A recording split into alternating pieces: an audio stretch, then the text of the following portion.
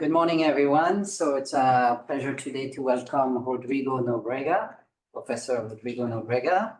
He has a degree in cartographic engineering from UNES. He said it's one of the largest universities in the state of Sao Paulo. Yeah. Is that correct? Okay. Which you earned in 1996. And he has master's degrees and PhD degrees in transportation engineering. He's been focusing on remote sensing and GIS, and you earned that from the Polytechnic School of USP in 2007 in Brazil. And you also did some postdoctoral work at Mississippi State. And you have 28 years of experience in your field, and you're currently an associate professor in the Department of Cartography at the Federal University of Minas Gerais. And you told us that you're going to give us an idea of what the university looks like, right? Exactly. So you worked in both the public sector and the private sector. You worked as a project engineer and consultant. You also worked for the Department of Transportation and Homeland Security in the US, which is great. And you've been focusing on modernizing the transportation infrastructure in Brazil. Without further ado, let's welcome our guest, Dr. Rodrigo Nóbrega.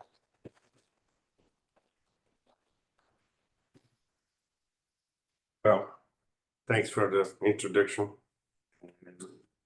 Thanks for having me here.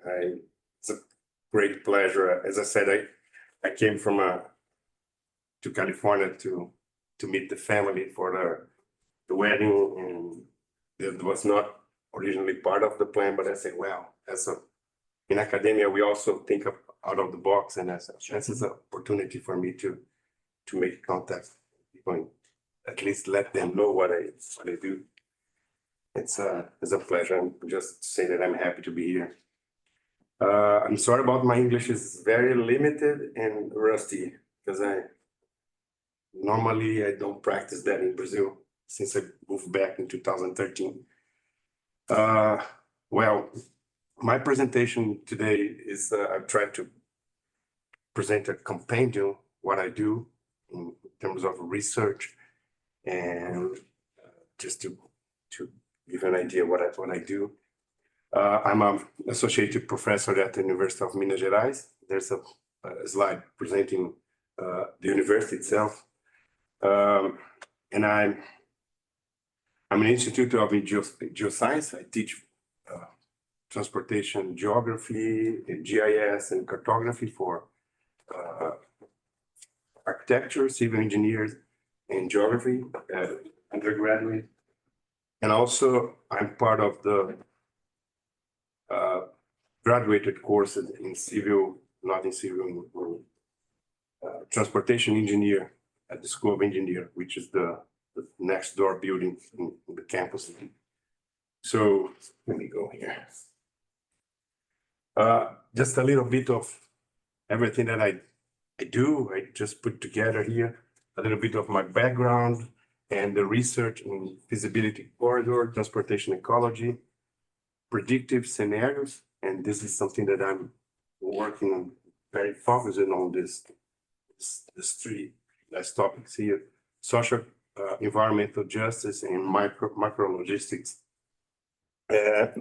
Most of the slides that I'm presenting here is not my work itself. It's my work with my students and other colleagues.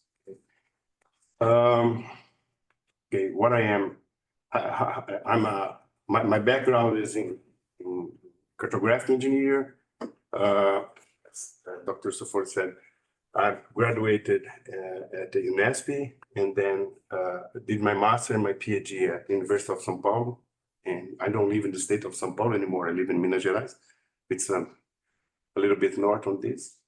And my research is pretty much geographic intelligence for transportation planning. This is something that I'm doing right now. And I think the slide is. Hi there. Let me tell you a bit about UFMG, the Federal University of Minas Gerais, one of the most important universities in Brazil. UFMG is located in the state of Minas Gerais, which is Brazil's second most populous state, located in the country's southeastern region. There's a lot to discover and explore in Minas Gerais: history, nature, adventures, culture, and diversity. Belo Horizonte is the capital city of Minas Gerais. It has been considered one of Brazil's best cities to live in. Belo Horizonte is a technological hub and has been designated a city of gastronomy by the UNESCO Creative Cities Network. It is also host to Brazil's largest and most sophisticated culture complex. UFMG is considered to have the best teaching in Brazil, and it is one of the best universities in Latin America. Come to UFMG from all corners of the world. If you study here, you will have more opportunity to do with the high technology research. And the teachers and the professors were really always helping us, always giving us time that we need, always there for us. Me ha encantado el trato de las personas, la comida, la amabilidad. Porque o povo mineiro é muito caloroso, né? Então eu fui muito bem recebida na UFMG. Do you speak Portuguese? If not, don't worry.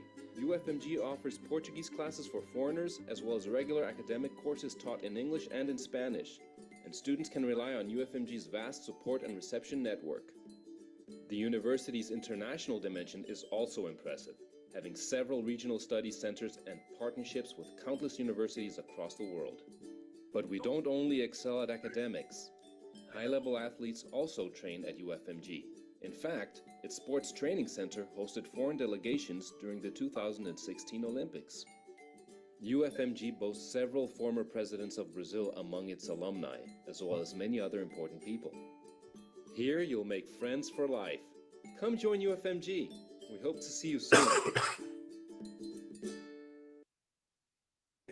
That's it.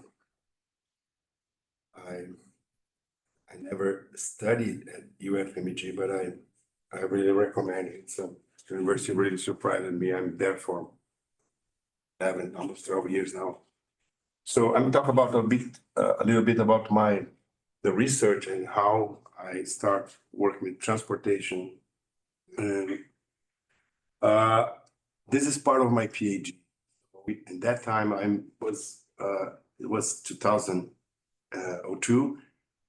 Basically, the world was start using high resolution satellite data, but basically as a background of maps. And now, like in GIS, we're trying to extract, to make use of the image to make map of this, not only for visual inspection. And one of the challenges was, for example, in the suburban area of big cities in Brazil, like São Paulo, the city that I was born in, I used to live. Most of the suburban areas are unplanned. So the city grows without any plan, and after a while, the road network start getting in shape. So it's based on the demand. It's not planned, and sometimes there's no numbers to quantify that thing. So one of the things that I don't think today is something easy to do, but it's more popular, but not like 20 something years ago. And there was a challenge to extract and map all the street in the suburban area. Well, at the end of during my PhD, I used object-based image classification, which was something new that time. And Dr. Chuck O'Hara from Mississippi State University invited me to go to Starkville, Mississippi, and I stayed there for 1 year, PhD exchange student. And honestly, that opened the door. They invited me to go back to Mississippi after graduating, and I started working as a postdoc and then as a research professor there. And I was involved in different projects, but the first one was the National Consortium for Remote Sensing Transportation, which I believe one of the university was in Santa Barbara here in California. And what we basically did was we don't have the slide for this now, try to end up with some methodology to be used in practice for transportation planning. So, and there's some slides later that I can talk more about that. And still in Mississippi State University, I work with the Professor Bethany Stitch for the project simulating disrupting in rails and how that could affect the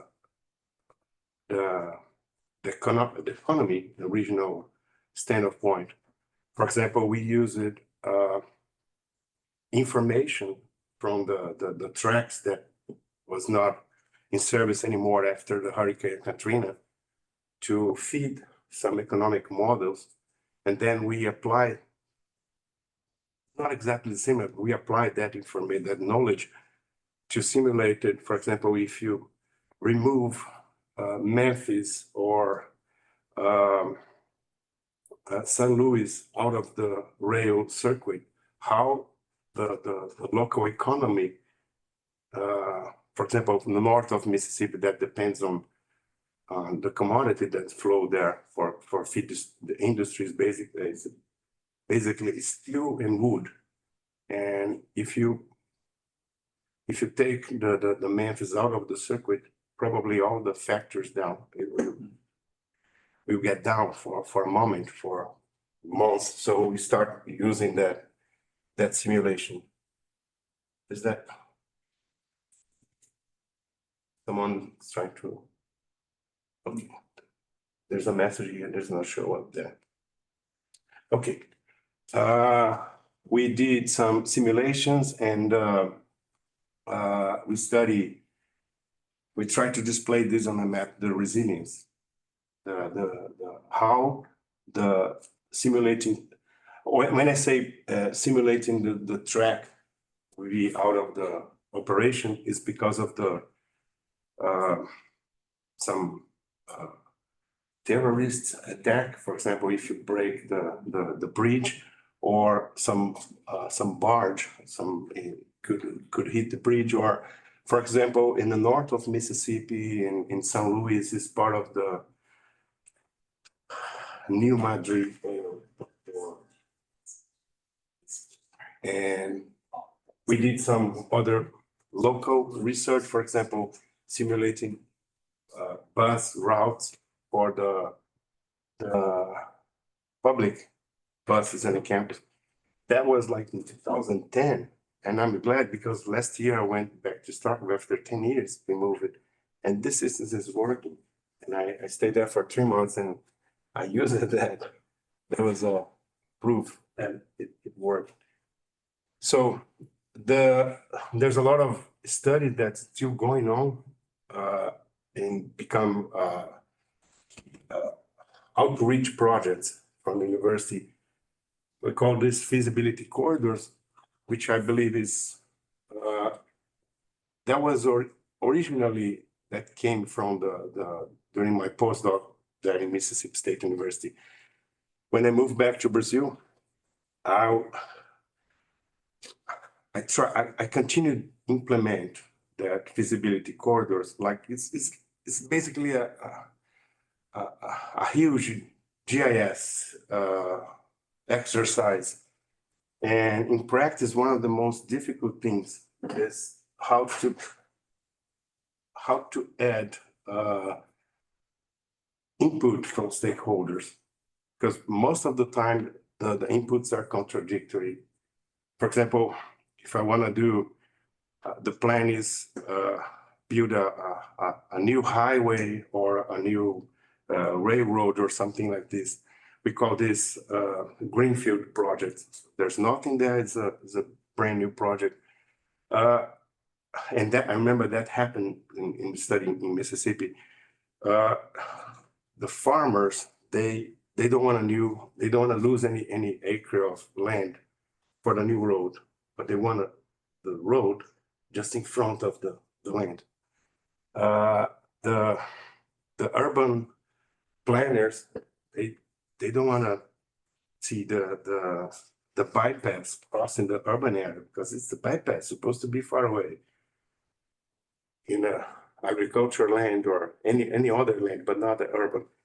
it's a kind of game that nobody feel happy like 100%. So that's the most difficult part of the game. But add this input and talk with different people.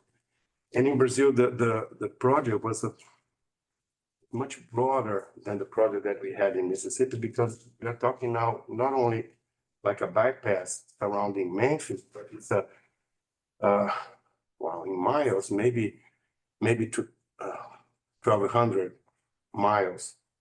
1,200 miles, almost 115,000 kilometers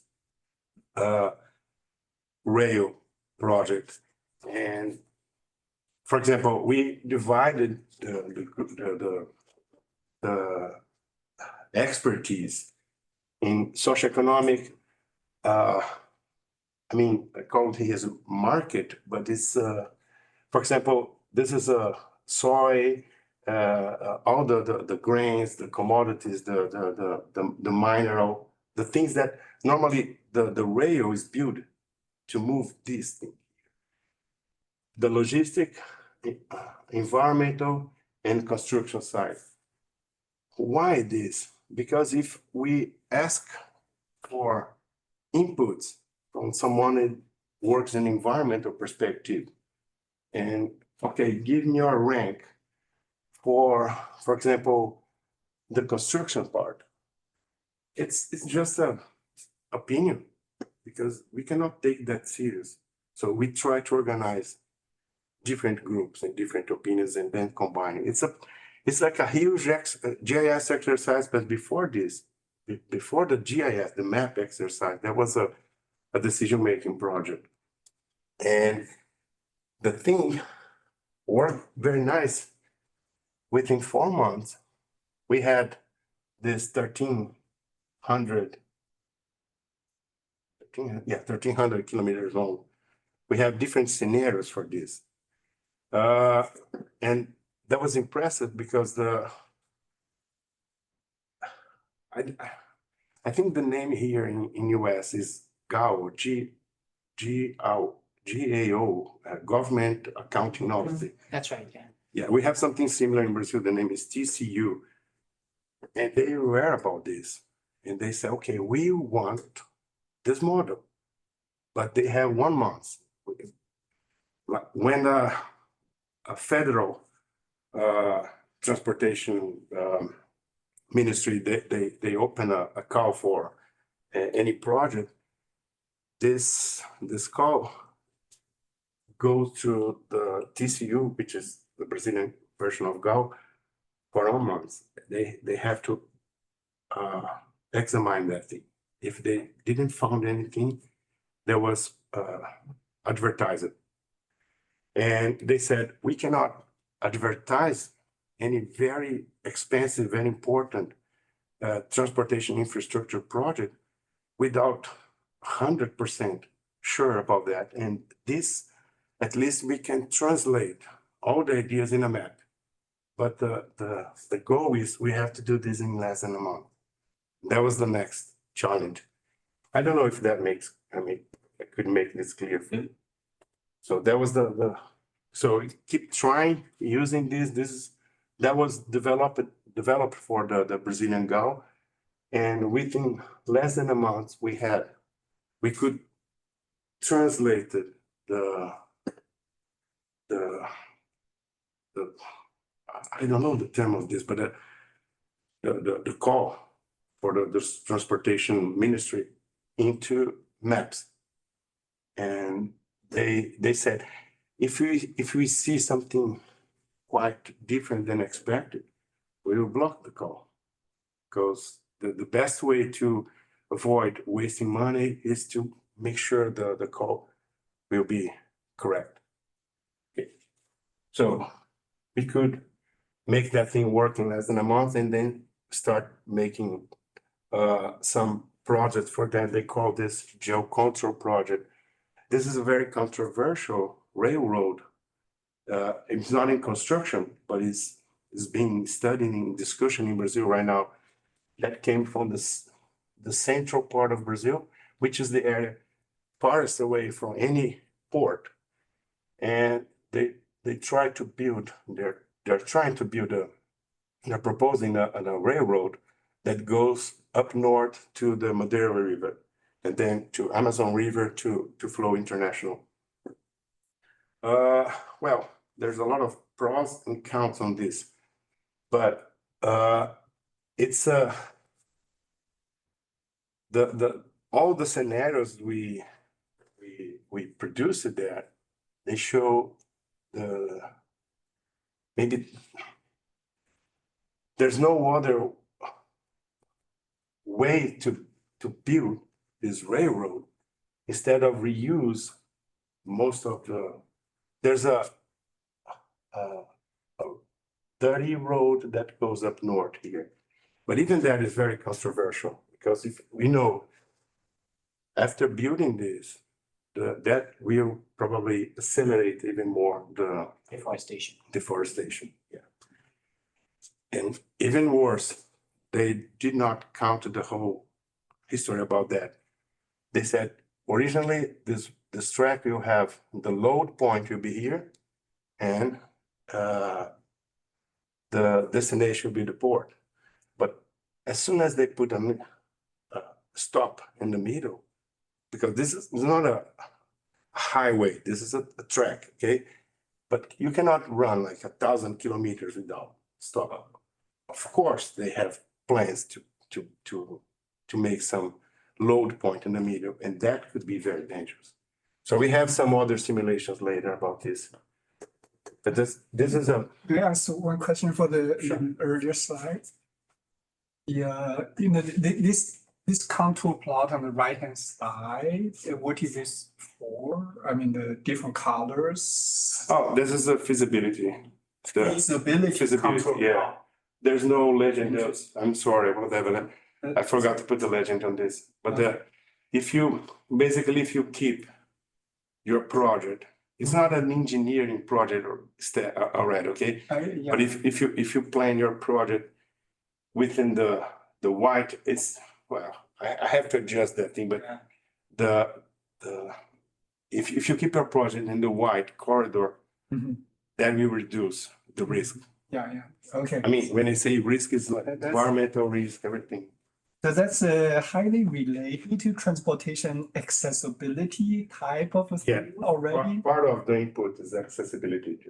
Yeah, okay. We put it all together. That's very interesting. Thank you.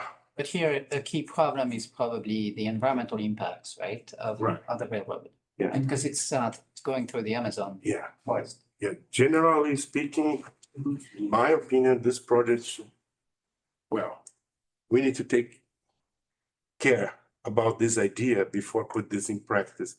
And that's what the government is doing right now.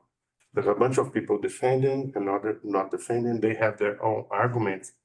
But it's, well, using this picture also, this central area, there's another railroad going here under construction, and there's another railroad coming to the south, Oh, which is those areas they're not in the Amazon, Mhm. and frankly, they have less social, cultural impact with indigenous people and some other. I have another in the same area, the same topic, but there's another kind of study talking about this. Go ahead, I'm not. Oh, yeah, maybe a follow-up question. This sounds like, if I understand it correctly, then this sounds like, you know, this, I forgot the term feasibility, right? Feasibility, yeah. Depends a lot on the existing infrastructure already. But then there will be, you know, if we put this in a, you know, larger time scale, whether this infrastructure has been built in such a way to be, you know, climate or environmentally friendly. You kind of get my question. I mean, if we look at even longer term, the feasibility might be different. Well, it's not only existing infrastructure. For example, here in the south, that's the same north-south railroad. Oh, you have control. Yeah. Okay. Well, that part that is not planned, the railroad exists here. Okay, those are the new parts, the up north and up south. south. See, all this deviations you see, it's not because they're infrastructure there, but there's commodities. Yeah. Okay. The reason Nice. this railroad is going to be projected and built is to capture the mineral prospection that we have here, soybean and Production, yeah. yeah, and that's and also consider the type of geomorphology, the soil, everything. Nice. Yeah. Thank you. It's like a first approach because when you plan a project like this, the idea is a very top-down idea. They want to connect point A and B. So the construction is completely bottom up. And okay, how to convert that idea from point one to B if in the ground there's no connection from point one to B. You have a mountain, so we are trying to propose something that plays in the middle. Okay, we capture the idea and we deliver the feasibility corridor. Okay, now engineer can have more flexibility to work with the feasibility corridor. Does that make sense? Yeah. Definitely. I see. The railroad that we Thank you. discussed, it was probably planned by the Bolsonaro administration, right? And now you have That one here. a different government, correct? Was not planned for him, but he pushed it a He lot. pushed it, okay. Not only railroad. Okay, yeah, because he was in favor of developing the Amazon region, right? I mean, and cutting down part of the forest. And make that railroad like build this railroad is something that cannot be do like one day tonight. So what he did during his administration, he paved the road that is there. Paved the road. Paved. Wow, that's bad. We have a road there, dirty road, and it was a nightmare for truck driver there in using this, but they didn't care. They paved it there. They duplicated some parts and they paved it. Sorry. We have a comment from the audience and I hope the gentleman Enrique is listening and can unmute himself because I'm not sure I'm going to give your comment justice. So about a minute ago, he was replying to your discussion and he said, I think that's the dark green polygon on the map in the center and on the left. I don't know. I hope that means something to you. Yes, or maybe it's the slide before. Yeah, maybe the. And then he mentioned that Ferrograyo is very old and it's at least a 30-year-old project. And I'm going to invite Enrique to speak right now if he'd like to explain his comment and maybe ask his question. What about this? It's not a question. I'm just adding on what Rodrigo just said. I'm sorry for my English. I am Brazilian as well. Rodrigo knows me from IBAMA, the Environmental Assessment Agency from Brazil. And I worked with Ferrogrão for at least 6 years. And it's a very old project. It's not from Bolsonaro era. I mentioned the dark green polygons because there are the problem with Ferrogrão is that the tracks crosses an area in Brazil that is highly populated with environmental protected areas and indigenous areas. And that, I think that is the dark green polygons in the... Dark green colors on the map, right? In the center. Yeah, there's no space enough for me to talk about all the variables here, but there was more than 30 variables, different variables and different categories. So did you wait? I was very glad to add to your presentation, Rodrigo. So how do you generate the map, right? So you have different criteria. Mhm. Are you weighting them? Yeah, Okay, and how do you determine the weights? based on expertise for the Oh, expert opinion? expert opinion. Okay. So, but we separate from different groups.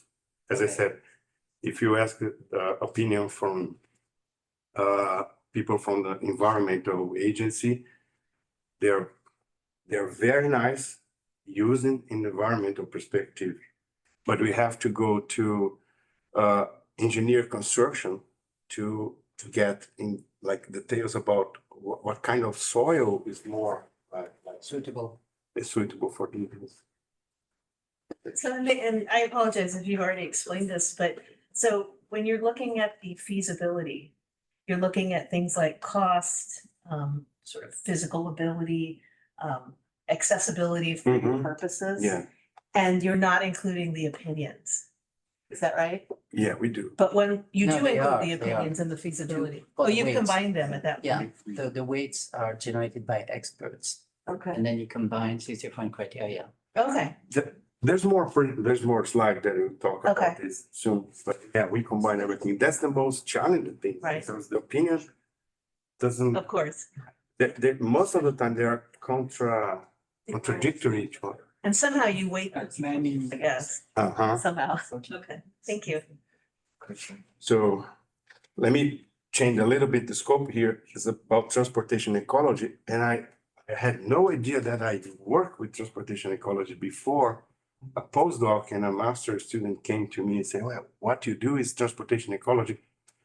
In my mind, there was something that was more related to the biologists, ecologists, people. We have this kind of personnel in also in the master and PhD program, but I was not considering myself as a road transportation scientist. So one of the students, this is this railroad. I forgot, Carajás Railroad. It's basically the extracted oil, iron ore here, maybe other minerals, but iron ore. And this was almost 1,000 kilometers transported to the ocean. And most of them go to China in other markets, actually around the world, but mostly go to China. This is from the Valley, the company. And this railroad, really born in the middle of the jungle, is not a single track, it's a double track. It's a huge mine. So one of my students, he's a biologist. We have, actually, when he came to study, he has fatalities registered along the track for 8 years, different kind of animals.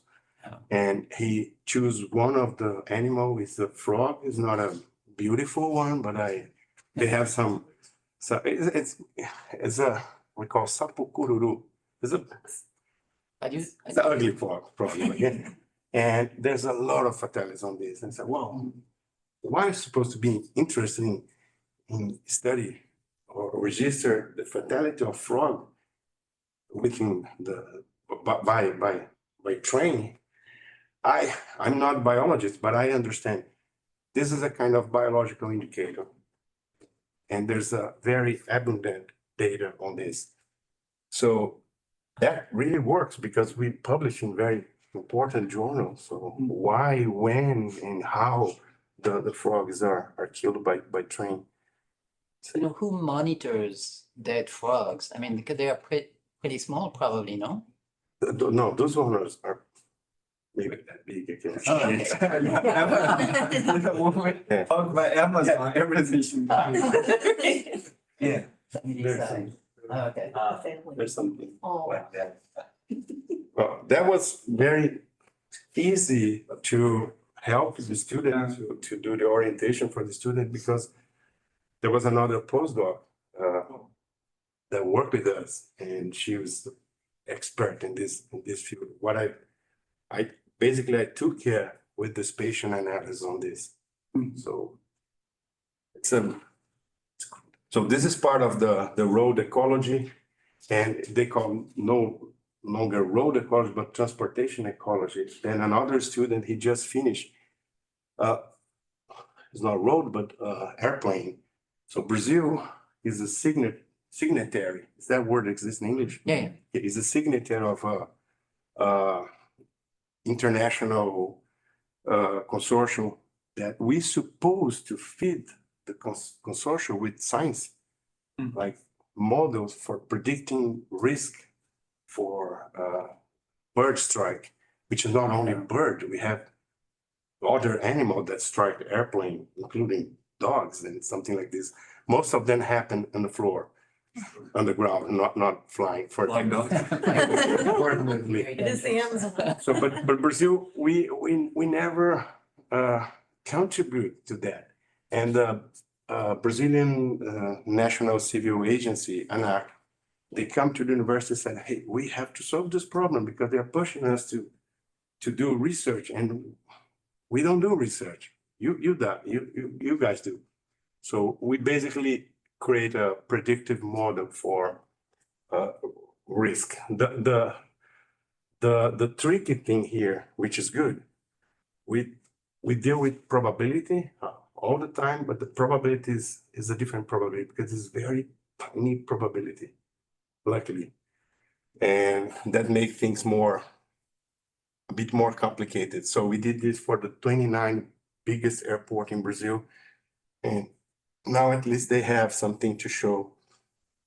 The paper is not published yet, but it's in a way to be published. One of the things we do in not only display things on the map, but use the map to feed the equation. So we try to use the predictive scenarios so we use the map as a variable for the equations. And this is one of the research. Okay, here in the middle, we have the north-south railroad. We simulated that railroad completely operational. And there's 2 more railroads under construction right now. In red at the top is the Transnordestina, goes from the ocean to connect it to the north-south railroad supposed to be the backbone of Brazil. Because since Brazil was discovered and all the occupation happened on the coast, so we don't have the backbone structure, we have the coastal structure, so we have to shift a little bit that. And some other rails are going to be building or are planning to be built to connect the structure.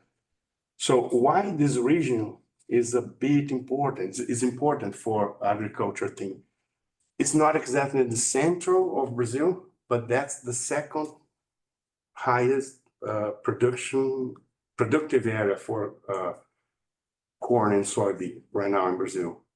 They call it like as a new, it's not a new anymore, but as a new frontier for agriculture. And there's a lot of prediction from what's going on in the next 10, 15, 20 years using, because the deforestation is not equatorial tropical forest there, but it's a cerrado, but all the landscape is changing there. And there's no simulation till that moment that for the changing landscape that simulating the future, considering the railroads operational. And we added that to it. And we simulated scenarios to 2040. So it's an annual simulation? Annual simulation, yeah. Okay. And you use this software called Dinamica EGO, which is also UFMG. It's a completely free, 100% English software. It's a platform, and it's a free software. Sorry, may I ask, what do you mean by production flow here? By flow, sounds like you're considering some dynamics, some multiple stage production. The flow, how the soybean is going to be transported. That's Okay. the flow is. Maybe it's not the production. Yeah, the Like from actual growing soybeans is- to Yeah, processing to, so that forms a kind of. because the land is gonna be developed, right? And so the Okay. acreage of soybeans is going to increase over time. And then the production, but so you took into account like projected prices of soybeans to, or what was driving the increase in soybean production? Was just a plan, a state plan, or? Well, we had the state plan information, like the policies for Okay, what's going on in the future. The increasing road. And this, to fit this equation, we use basically, we have the picture of how the soybean, the behavior, like the occupation of soybean was. For example, in You talk about soybean behavior? no, what I mean, the dynamic of land, Yeah, land use. uh-huh, We analyze the dynamic of land use. Yes. We can see year by year, uh-huh, the soybean is going to dominate in that area. And the natural forestation, the forests there Oh, are shrinking. okay. So we put these maps uh-huh, in equation. So we have we Okay. have a picture from 2019, Oh, sorry, so 1990, 2000, 2010, and okay, we can predict 2020. mhm, And we know how 2020, because that happened almost that time. okay, So we validated the data. okay, I kind of get it. So you are considering dynamic growing areas and all these things. Confusion with my words here, but when you say dynamic, is the dynamic of the what's happening in the land use. Yeah, okay, And we can see, got it. I'm not saying it's a progress, but it's a growing Yeah, great. for the agriculture, like the grain oriented agriculture. Okay, And for example, the small agriculture that produce basically vegetables, tomato, this kind of thing, they're shrinking. okay. So it's not 100% agriculture growth because nobody eats soil. Mhm. Corn like this, most of them is going to be shipped to China to feed the pigs. I don't know. Yeah. Most of them are. And see. Okay, thank you. And so if there's more rail lines built, that'll increase production of soybeans because because they driver. can sell them, I mean, yeah, It's a big transportation driver. costs are important there. And if you're forecasting the future, aren't global market prices a big factor, and in particular US-China tariffs on each other? Because I think China oftentimes will retaliate on US tariffs with adding tariffs on soybeans and other grains, right?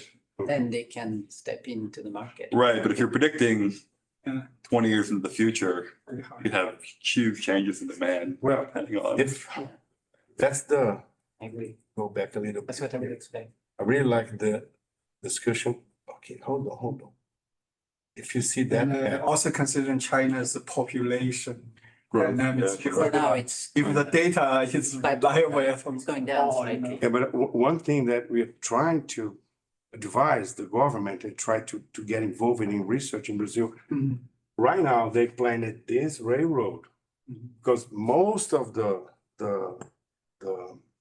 exportation soybean in Brazil came from this area. It's a huge production Yeah. of soybean. So they're building this railroad here. It's not 100% done. It's not operational yet. This is planned. There's another one come here.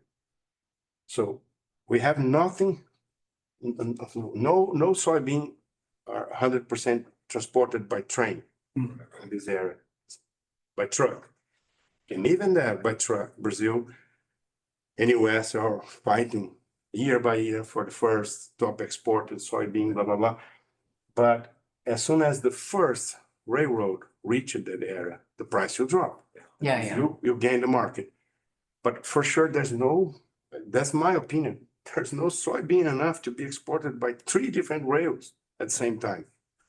This, and that. And there's internal competition right now in Brazil, trying to, okay, my project's more important than your project. 2 of them are under construction right now. One another is planned. And But if you, competition, who is competing? The states or, one is the state, okay, go here in Mato Grosso, which is more advanced, it's constructed already and connect to the port of São Paulo because we have rails here. And these two, this is new and this is planned. And if you see the amount of soybean imported by China is, I'm not saying it's dropping, but it's no longer rising. mhm, Totally possible. Yeah, it's no longer, Can drop. it was like this, Yeah. exponential. And it's still growing, but no longer in the same. Yeah. And It's a- I'm not sure if they are aware about this because they're going to. The situation in China is pretty dire, I would say, economically, population, since I came from China. Uh-huh. And, I don't trust the government data that much, but I do have, a lot of chats and I have a sense Uh-huh. of situation. Everything seems to peaking and then could go this way. And there's Uh, environmentally, this area is also, Looks like could impact this as well. yeah, in this area is also suffering some climate impacts in this area. Mm. It's very close to Amazon, the cycles of rains, it's not regular for a while. So we don't know the future of that thing, the production will keep in the. Anyway, I really love this discussion because for me. Seems for your study, you are really looking at the global scale compared with many of our transportation projects, most kind of like regional level. For your study, you really need to take into account a lot of global factors. That's nice. And yeah, another thing that I used to say, and show this big railroad project in Brazil, most of them are to flow soybean and corn, which is the Brazil compete year by year with United States. Okay, if there's someone that will not put $1 to help us to build this track is the United States because the price to produce soybean and corn in Brazil and the farmer is cheaper than United States because the work and everything is cheaper than the Yeah, but price we of the have- land. we have price support here. But the transport, Yeah, the trucks, they run almost 2,000 kilometers. Yeah, that's great. Full load with the corn and to reach the port. They don't have the same transportation system that you have here. That use like a first mile with truck and go use rails and they use the barges to Mississippi. We don't have that thing. If you combine the price of production in Brazil with the price of transportation in US, the final price in the port will be much cheaper. So adding the railroad in Brazil supposed to drop a lot the price. And but so to go back to what we're discussing about global prices, your simulation just looks at, not just, but does not take into account projections, or does it take into account projections of soybean prices? no, Does not, that- right? that one- It's just based on land use and what the state thinks. Yeah. Will, how. that was a master dissertation. Okay, That one did not consider that, but 2 years ago, 1.5 years ago, one of my PhD added global price in the equation. although looking 20 years into the future, of course, for commodity prices is challenging. Oh yeah, we're kind of blind. You see, like we don't have the full vision. Do you know who owns the land and who is developing these big areas? Is this international corporations or is it local Brazilian entrepreneurs, or who is behind this push? It's the mix because It's a mix? I mean, if you're well, even if who owns the land is not Not always crystal clear, right? yeah, if a local farmer that own the land and everything, they depends on Cargill and Monsanto Oh, basically. So it's completely, I mean, they do not work by themselves all the time, so it's Hard to. it's always dependent on they, I mean, what is on the field right now is already sold. Like 2 years, they bought in advance. Market, the global market, they buy in advance. So if they have some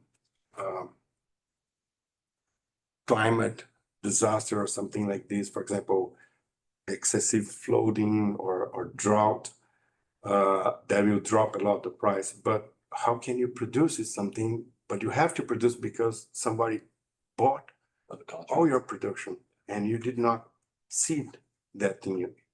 It's bizarre, but it's sounds insane, but that's the way it is. So it's part of they sell what they don't have yet. Yeah. Want to produce. It's future Futures trading. complex. Yeah. That's too much for my brain. I really don't know how that thing works. Let me go a little bit. There's another still in the same thing. I had a student 2 years ago, actually not 2 years, before he graduated more than 2 years ago, Trevor Kisler. He's American. He did the master with us. And his project, okay, one of the outputs of his dissertation was we tried to find in Brazil. That's a very simple GIS exercise, but there's a lot of key information behind that. We quantified the areas, the roadless and railroadless areas in Brazil. And we cross that remaining roadless and railroadless areas. We extract only, okay, if there's a natural covered area untouched by road or railroad, we check in our land legislation system, is this area protected? Some of them are protected. Some of them, there's no road or railroad, there's no road or rail there because it's a protected land. But we discovered there's a lot of land which is not protected, which is still far away from rails and roads. When I say road, it's not only like any road, any track, something like this. It was a very refined data. And this, bottom line, we use 5 kilometers and 1 kilometer because this is the two distance they're considering in road ecology. And we have this quantified by bioma, by state, and then we try to use that information to, orient the government. Okay, you have to do something with these lands that are not protected. Brazil is signatory for the Paris Agreement, everything, and we promise protect land, and we promise reduce deforestation, blah, blah, blah, but we have some intacted areas, and we have to keep that. So it's the project end up with the paper published in Science. I'm not sure it's there, it's not. And there was a very, very nice project. And I call environment. Oh, this is something more graphic that probably will understand a little bit about feasibility corridor. 2019, and actually the first year of the past government in Brazil, we've been contacted university to try to use the feasibility corridor for these two roads that the government are trying to push. So it's not part of my presentation, but just completing your answer your question, that what I noticed from the government, the Bolsonaro administration in Brazil, in 1973, it was a military government in Brazil. They proposed a national, we call a national Network? The national network is an intramodal network. And well, by that time, environmental, this kind of thing was not part of the plan. Basically, it's like a very top-down approach. They point a pencil in Brasilia, in the capital, and they make straight lines across this. To me, it looks like in a very not the same, but they, in my opinion, they tried to do what they did with the government Eisenhower here long time ago. Interstate. Those are our interstate. Okay, this straight line here, they crossed the Amazon several times.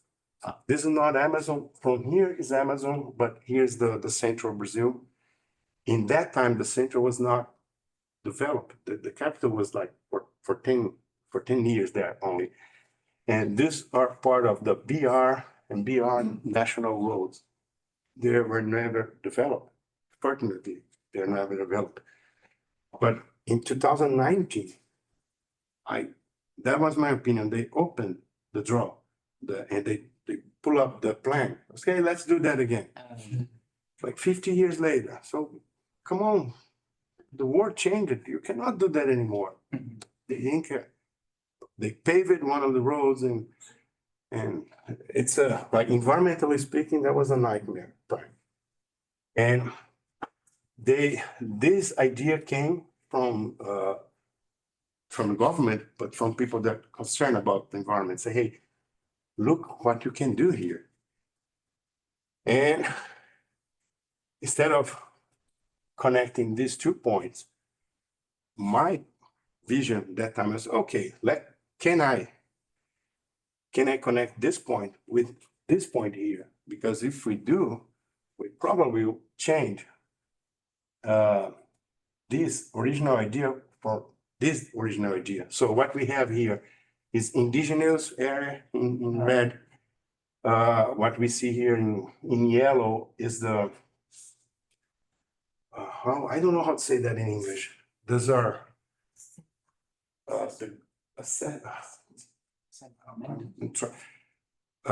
the government gave land. Like reservations? No, for Protected. small agricultural people. Settlements for agriculture. Okay. So that took years in the process. So they are set already there. So let's try to make the road, don't lose any acre there, but put the road close. So it's only few variables are here involved, but let's try to mix this together. And what we see in green is a protected area, 2 levels protected area. One is the dark one is fully conservation area, and another one is a bit flexible. And then my idea, okay, we can do this, we can do that. I'm sorry, but let's try. I have an idea. Probably if you use the model, the corridor will shift a little bit down. And well, we don't have all the steps done, but that happened. So here, the original point was basically inside the protected area and close to the river, because there's a bridge that built there in the middle of nothing. I didn't know exactly what's going on that time, but okay, instead of starting this point, let's start in here, because this is a junction of existing roads. So it's a little GIS game that we can put here and develop a strategic feasibility corridor. So now the engineer, you can fly over this purple, white, and reduce the potential for error, for risk in the project. And so as the film, do I still have time here? It's too long. It's as much up to you if it is. Yeah. We have to what? 10 minutes, Yeah. yeah. There's another perspective for the railroad. So this is the ferrogram, the one that we discussed before. And what we see here is I know you're quite familiar with the watershed. So we have all the small river contributing to the big river. And if you have a railroad like this, we have the same effect. So most of the municipalities here, they produce grain, soybean, and corn, and some other. So we consider this as not a watershed, but we use the same term. So this is the original railroad from maybe origin here, destination there in the Madeira River. But later on in the project, they say, okay, the point is not supposed to be a little bit down here in the state of Mato Grosso. If you add another point, probably will be the load point here. That will stimulate small roads or the conversion of agriculture or pasture area into agriculture area. So if you have another place here to load, probably your watershed, the contribution watershed will grow. So we start studying this effect in this area. And not only in terms of production, if you add one more point, economically, okay, you can capture more commodity for the railroad. But also, for example, here, okay, in green, what we see here in green is it's a huge area, is a native, we call this Xingu, it's an indigenous reserve in Brazil. And there's a small dirty road that crosses the Xingu. So the soil, most of the land here are used for the pasture, but not for intensive agriculture yet. But when adding a new load point in this railroad, the simulations show increasing use in the small roads. So that probably, I can say probably because that didn't happen yet, but probably will change or you disturb the behavior, the life quality for the indigenous people, not only indigenous, but small community people that live there. Sure. And this is part of the study that we are doing now. And the other one, most of them with rail, you notice this already, so. But this is another, the rail that goes to the center of Brazil. You reach the soybean production area. And the student, she tried to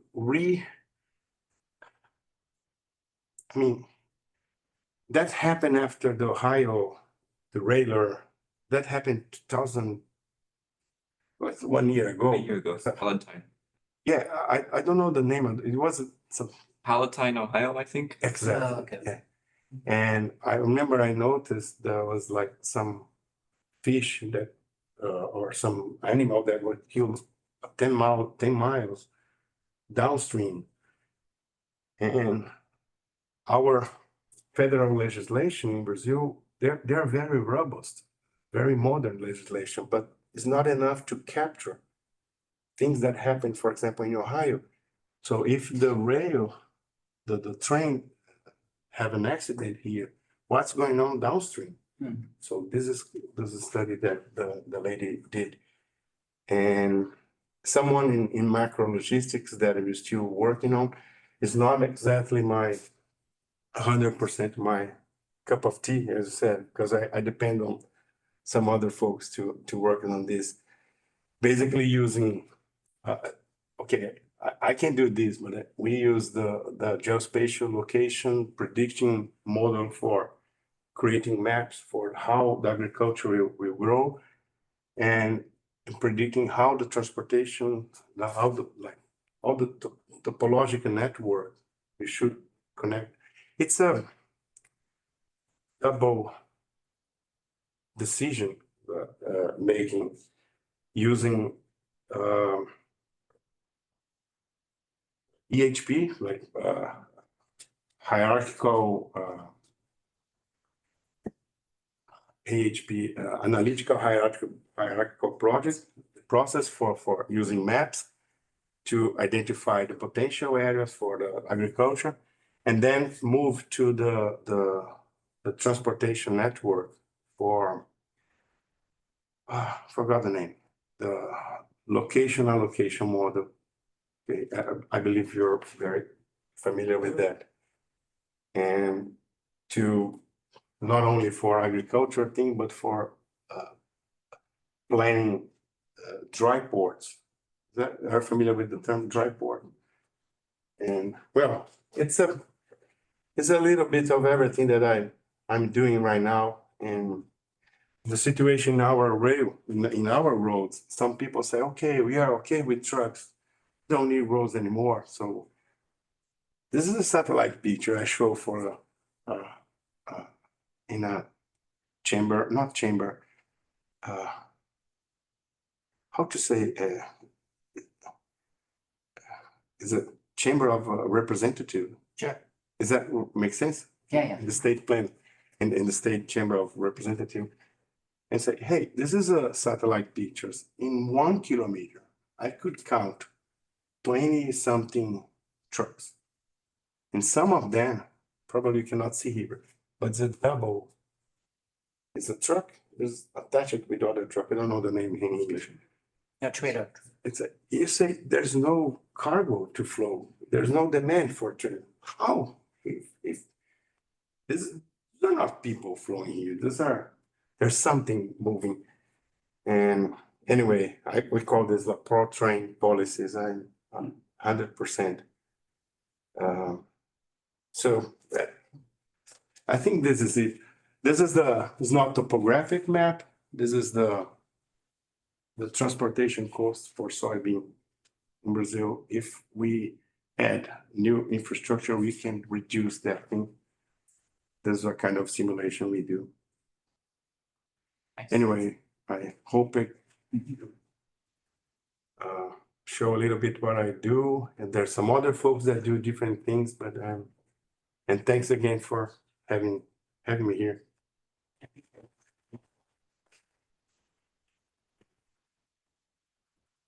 Time for a few questions. Yeah. You know, what's interesting is that your focus is more on commodity flows and the environmental aspects, the environmental impacts, right? So, and the link with agriculture, which is quite different from what we're doing, but it's refreshing to see how transportation can contribute in a major way to land use and to some extent, unfortunately, also environmental degradation. So. Yeah, you may notice most of the projects, railroad projects going on in Brazil, they are the same mentality they have like 150 years ago. Extract from the farm to the port.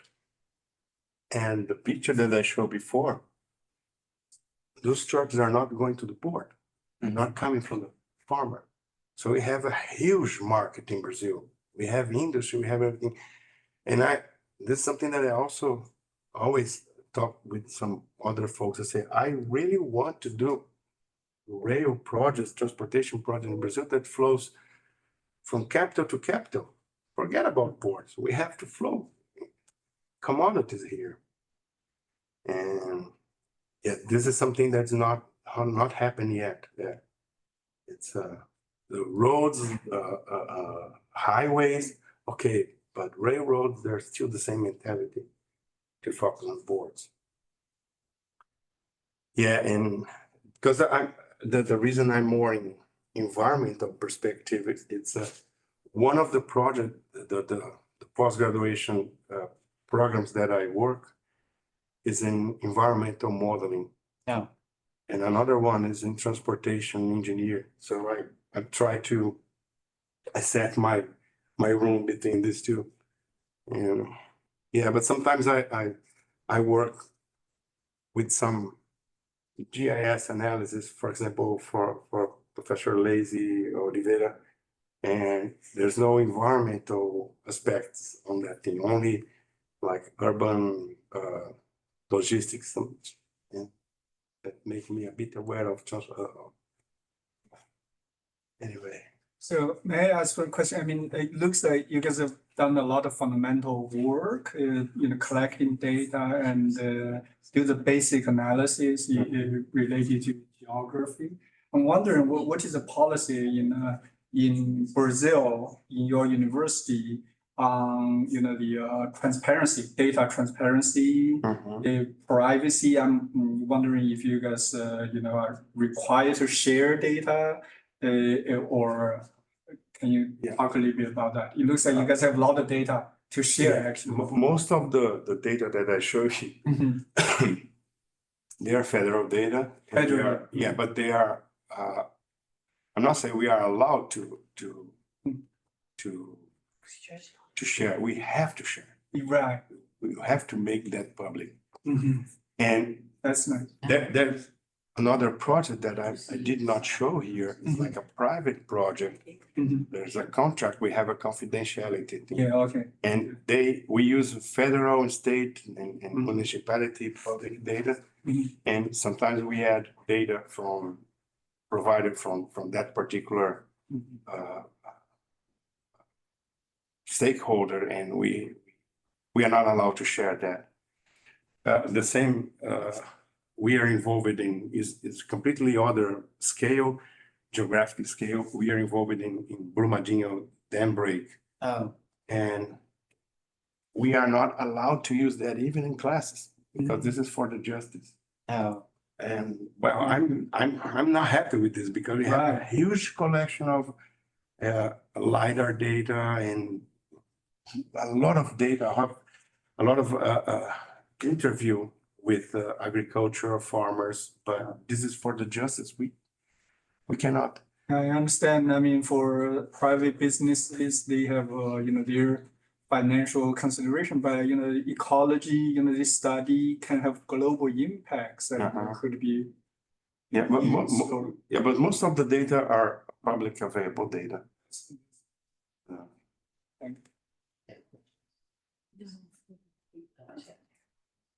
So one important push in California is to decarbonize the transportation sector.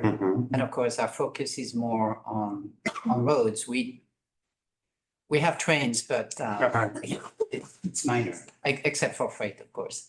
So could you tell us what's happening in your part of the world when it comes to decarbonizing transportation? Okay, this is something that one of my students is working right now, but trying to do simulations for the prediction of still, like if you build a new railroad, that will trigger small roads to feed that station. Okay, we are trying to check not the impact on population, but impact on amount of carbon that you, dioxide of carbon that you release to the atmosphere. Most of the, I'm not saying most, but probably 100% of the studies, I may be wrong on this, are concentrated in urban areas. And there's no one specific center say, hey, in my university, there's some folk working with this, it's something exclusive. We have a, it's not like a TRB, but we pretend, but it's not like TRB. But every year we have a Brazilian, we pretend because we follow the same Transportation conference. But for teaching and research in transportation is 100% academic. We invited some private company, but 100% academic. And we see that initiatives from different universities working with carbon dioxide and this kind of thing, but this is some, and I'm part of the committee for environmental studies in transportation. I can see growing amount of small project, but we don't have something like big, and the regulations for this. It's incipient. Is that word existing? Incipient? Incipient. It's not ready yet. Yeah, but we are watching and try to follow like electric cars, something that's start to make some pressure. And car market in Brazil right now, still in the beginning, but Brazil is still producing a lot of ethanol from oh yeah, sugar cane, right? Or sugarcane, yeah. Sugarcane. Even our gas, I think 18% of the gas is ethanol. is with ethanol. Wow. Even some folks, my car do not accept ethanol, only gas, but there's ethanol on this because 18% is ethanol. And sometimes, I'm sorry, the price used to be half of the gasoline, is a little bit more now. So it's a good incentive to have ethanol. Sure. Car. And I don't know. If you buy a new car in Brazil right now, you have to choose an like electric car or Like fuel or? a flex. When you call flex is ethanol. Yeah. There's only few cars most of them are imported by a car that run only on gasoline, not ethanol. Yeah, we still have that. And you'll probably survive for a long time, if not pushing, right? I'm not sure if I could answer. Yeah, you did. Thank you. What else? Is there any way to keep track of the changes after some construction completion? So you guys have a lot of railroad that constructed every year, I think, but you have to see the changes, land use and urban planning and everything, urban development. So, but you should keep track of changes to see how the construction impacted on the land use or something. Yeah, this is something that we are doing now. Okay. Especially because we can go back 40 years using Landsat data, and we can like retrieve how that particular area was like 10, 20 years ago. And that's something that we do. Yeah, are they easy to use? So is it universal data for any part of the region, or it's only specific available to specific area? No, the satellite data? Yes, satellite No, data. this is we have a plan of them. Most of them are America data. American. Yeah, most of them are American. Are they free to use? Or? Yeah, they're free. We have a project that started in 2016, I guess, 13 or 16. We call Map Biomas in Brazil. Because there was something missing.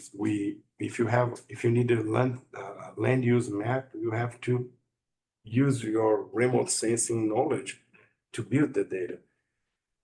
Quite different than US, you have the national land cover data set every 10 years or every 5 years. We didn't have that in Brazil. But the initiative called Map Biomas, they have that year by year. Wow.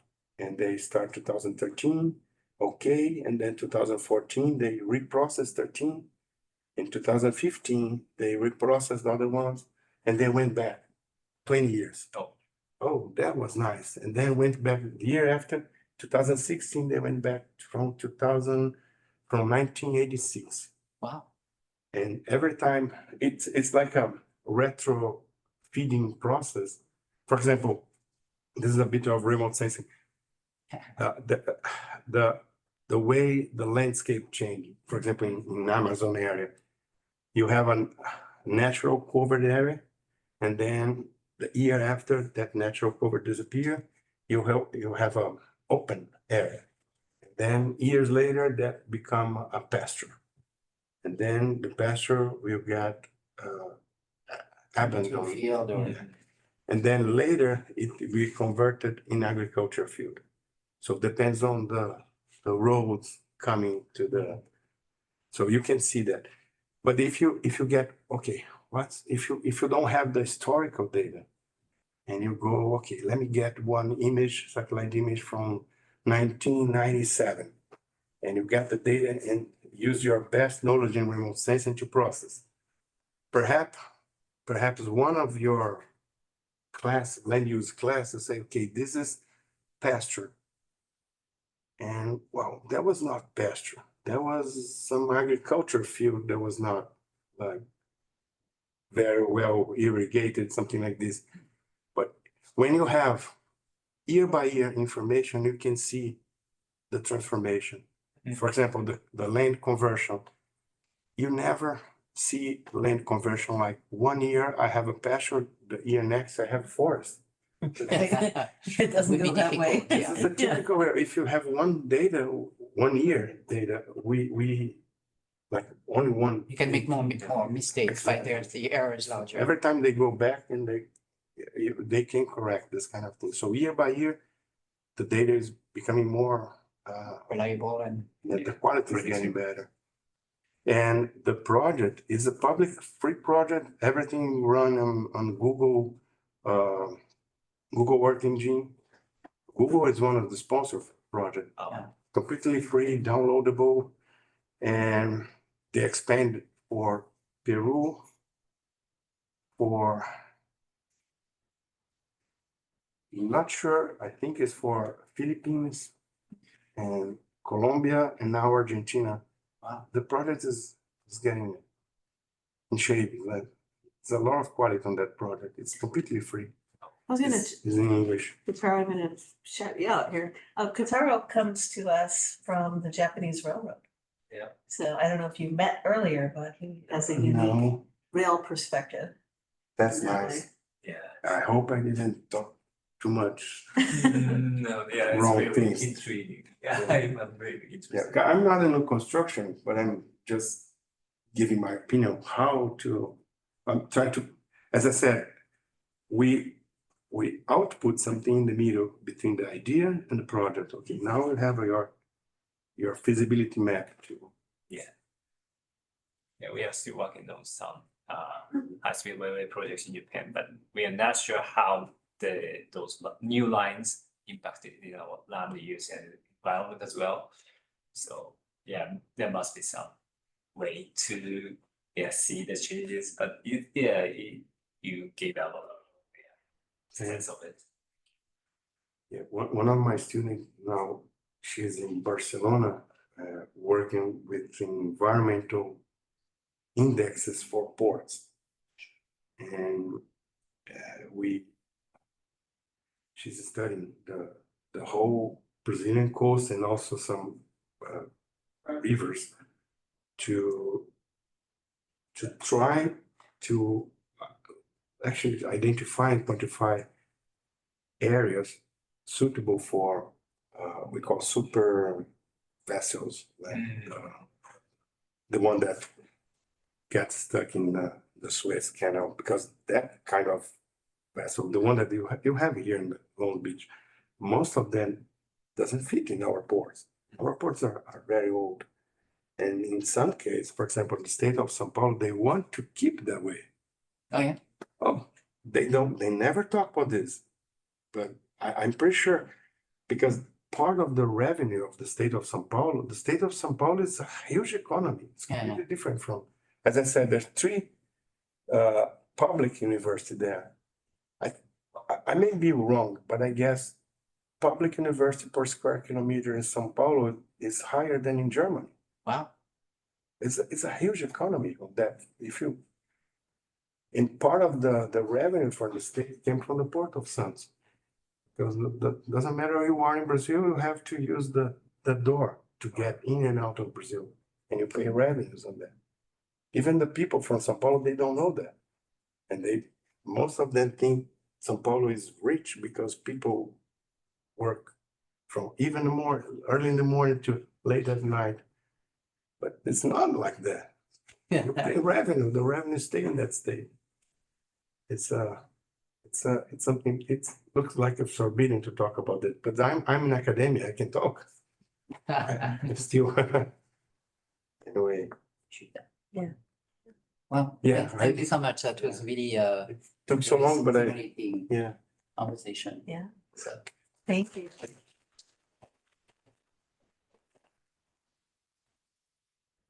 The length of your presentation was because we were so engaged and interested. Oh, no. I was still thinking about your first slide about the development of the roads following the development of the housing. Your very first slide. Very first slide. That's okay. The one where you had the image of the road that developed following the housing. Okay. Yeah. Yeah. thank you so much. I'm sorry.